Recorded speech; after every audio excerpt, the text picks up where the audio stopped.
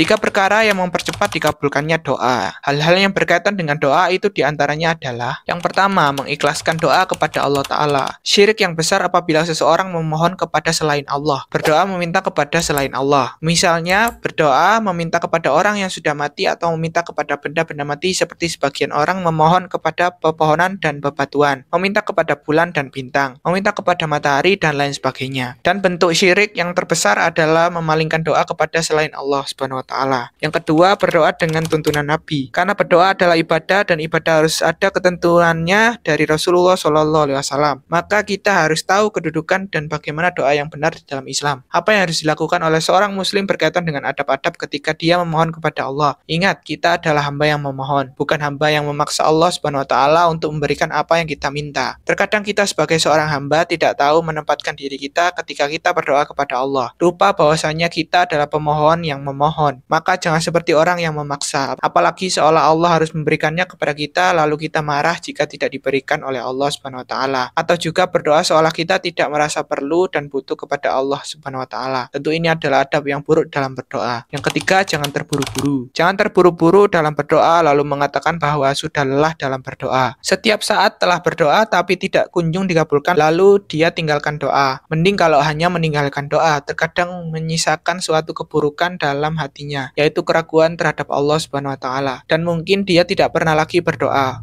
putus asa dalam berdoa dan merasa bahwa doa itu tidak bermanfaat. Satu perkara yang harus diingat baik-baik adalah bahwa doa tidak pernah membawa kerugian bagi seorang hamba. Jika dia berdoa dengan benar karena Allah memerintahkannya dan Allah menjamin dikabulkan doa itu, seorang mukmin yang berdoa harus yakin bahwa Allah pasti mendengar doanya. Allah bukanlah Rabb yang tuli. Oleh karena itu, jika kita merasa doa kita belum kunjung dikabulkan, maka arahkanlah telunjuk itu ke diri kita, bukan kepada yang lainnya. Mungkin ada sesuatu yang salah di dalam doa kita atau sesuatu yang kurang dalam doa kita.